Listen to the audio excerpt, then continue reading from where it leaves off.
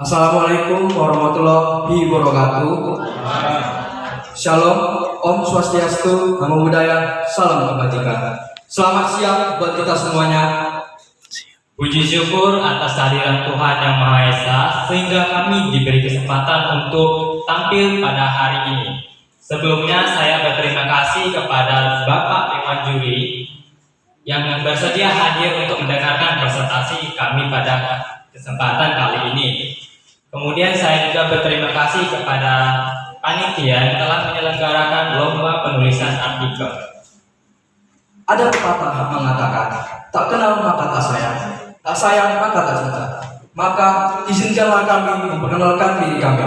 Perkenalkan, nama saya Pintu Sujanto Pergunan Senaga dan partner saya Sumedo Arya Hendaya. Kami dari SMK Negeri 1 Duma. Kami di sini membawa artikel yang berjudul Semua Bisa, Rancangan Aplikasi sebagai Solusi dalam Mengatasi Permasalahan Pengadaan Barang dan Jasa. Sebelum kita masuk ke latar belakang, pernahkah Bapak, Ibu, dan sekalian semuanya mengalami kesulitan dalam pengadaan barang dan jasa di bidang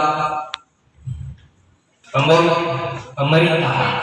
Nah, pada pelaksanaan pengadaan barang dan jasa pemerintah seringkali dijumpai masalah seperti waktu dan biaya yang relatif tinggi.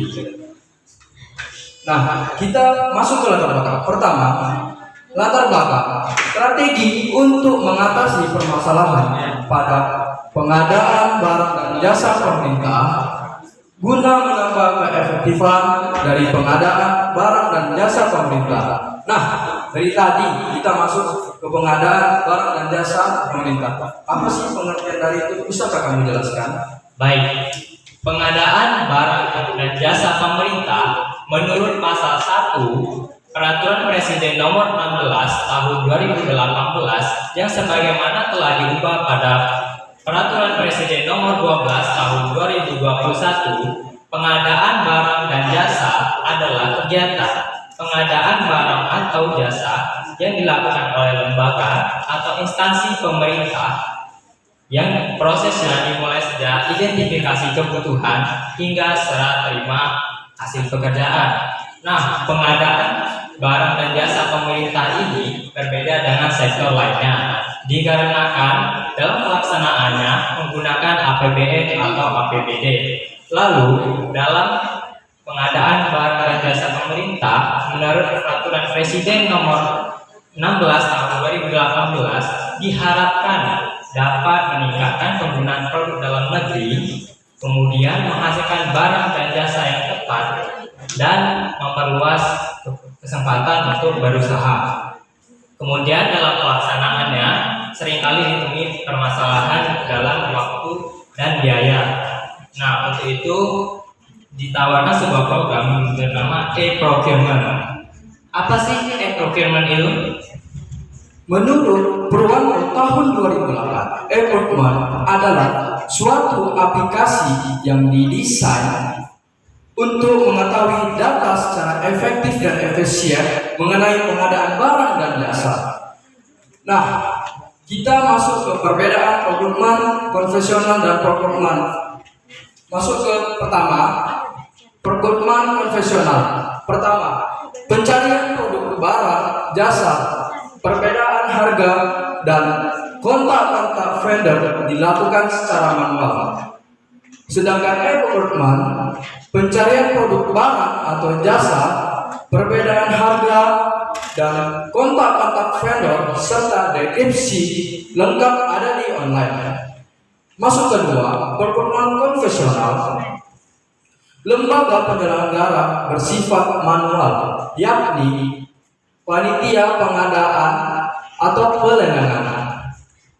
E-procurement dalam pemerintahan terdapat unit khusus di bagian pelaksanaan pengadaan yang disebut LPSE. Apa itu LPSE? LPSE adalah layanan pengadaan secara elektronik. Dan ketiga, procurement konvensional. Proses pendaftaran masih berupa manual, yakni panitia masih harus menyiapkan proses pendaftaran mulai dari tempat, meja, kursi, formulir, dan lain-lainnya.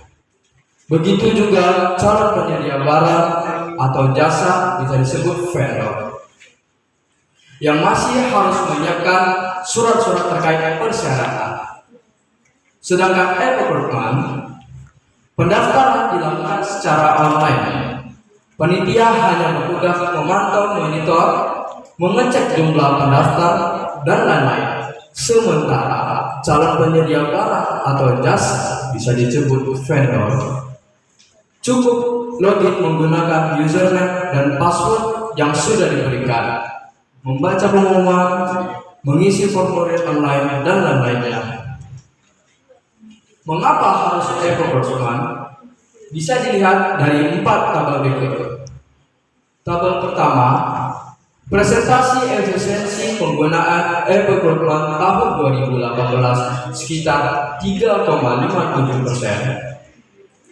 Tabel kedua, presentasi efisiensi penggunaan non-procurement tahun anggaran 2018 sekitar 0,90%. Dan ketiga, panitia efisiensi penggunaan e-procurement tahun 2019 sekitar 3,99%. Dan keempat, presentasi efisiensi penggunaan non-procurement tahun anggaran 2019 sekitar 1,14%. Nah, di sini kami telah merancang sebuah aplikasi yang kami beri nama Semua Bisa. Untuk rekan saya, apa aja sih fitur-fitur yang ada dalam aplikasi? Tolong jelasin. Baik, setelah kita melihat data-data dari efisiensi penggunaan e-procurement dan non-procurement, kami merancang sebuah aplikasi yang bernama Semua Bisa. Nah, pada tampilan awal aplikasi, pengguna akan disuguhkan dengan tampilan masuk atau daftar. Jika pengguna sudah mendaftar, mereka tinggal memasukkan email dan password mereka yang sudah mereka daftar pada menu daftar.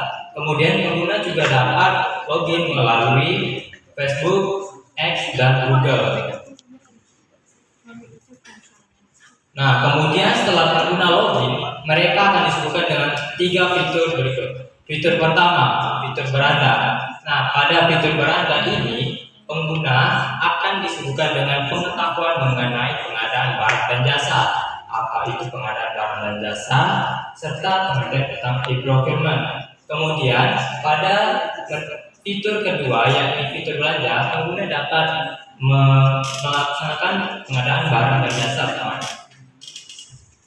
Kemudian pada fitur feedback, pengguna dapat memberikan masukan, kritik, dan saran kepada aplikasi agar dikembangkan dengan lebih baik.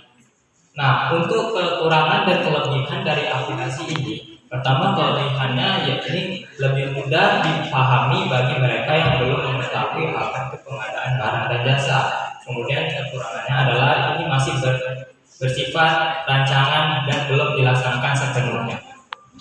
Dan mari kita masuk kesimpulan. Maka disimpulkan bahwa pelaksanaan e-procurement sebagai solusi mengatasi permasalahan barang dan jasa pemerintah dan dapat diakses oleh siapa saja, di mana saja, dan lebih efisien. Sekian presentasi dari kami.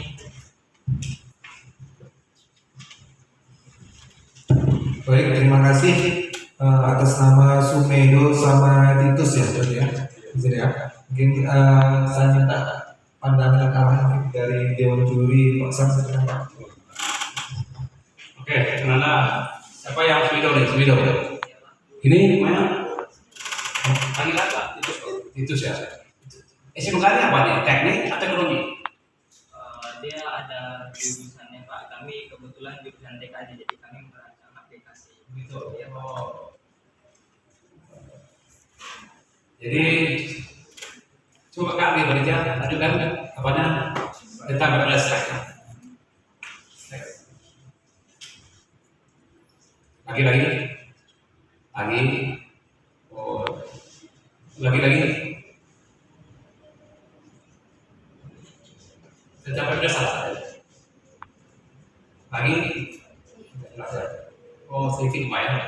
Nah, jadi semuanya ya yang ada Bapak Ibu, saya bacakan di sini. Ini siapa pemimpinnya? Bukunya atau bapaknya? Membuat ini. Siapa yang membimbing? Kebetulan yang membimbing ini lagi membimbing guru pembimbing. Oh gitu. Ya. Nah, inilah Bapak Ibu semua ya. Ada anakku yang hadir. Ini dikatakan hampir sempurna nih. Ceritanya nih, etikanya. Saya slide-nya nggak lengkap ya. Tentang ini. Oh, itu PPS 11 itu satu. Apa itu? Yang ada pasal 1, ya kan? Ada dasarnya? Nggak ada. Wah, sayang sekali. Harus tampilkan itu kita kuncinya. Kata kuncinya itu bersama. Sejak jadi yang maksud dengan pengadaan bahan jasa itu adalah ini saya bacakan supaya apa? Ini dia. Saya nggak slide-nya ya. Nah, kalau ada saya lebih tahu semua ini. Jadi sesuai pasal 1, pasal 12, bunyinya adalah pengadaan barang jasa pemerintah adalah kegiatan pengadaan barang jasa oleh kementerian, lembaga atau oleh KPD ya, kementerian, lembaga, kementerian desa, pemerintah daerah di dua ini. Jadi KPD itu ya. Kementerian, lembaga, pemerintah daerah. Nah, ini tinggal satu daerahnya. Jadi kalau di sini dua ini jadi KPD. Apa? Hanya tinggal satu kata saja. Kemudian yang dibiayai oleh APBN atau BPD, yang prosesnya sejak identifikasi kebutuhan sampai dengan serah terima pekerjaan. Itulah isinya yang dibeli ini. Baik semua. Depresnya nanti buka rumah, indikator rumah buka sekolah. Apa itu pengadaan jasa sesuai dengan Perpres 12 tahun 2021 atau 16, 12, 12. Itu intinya. Saya lihat di sini ya hampir sempurna. Hanya itu aja dalam apanya literaturnya pustaka yang ada rujukan dasar hukum Perpres ini nggak ada. Antara yang sifatnya tambahan masuk, tapi yang intinya masuk Perpres 12 atau 16. Dasarnya kita bikin ini. Nah, bagus. Soalnya aplikasinya oke, konten tujuannya efek tadi, oke semua. Hanya tinggal penyempurnaan lagi. Jadi literaturnya masuk. Ini itu aja lagi yang poin. Pastilah isinya di sini di makalah ini cukup sempurna, mendekati itu. Jadi sudah katanya siapa pembimbingnya ini. Berarti orang pernah melakukan ini kayaknya ini. Nah, gitu. Oke, itu di. Ya, ada yang salah cuma yang tinggal hanya saja. Tidak tulis aja. Oke, baik, terima kasih. Mungkin cukup dari Dewan Juri, saya kembalikan bersama. Aplikasi semua bisa. Solusi mengatasi permasalahan pengadaan barang dan jasa. Sekian presentasi dari kami. Terima kasih.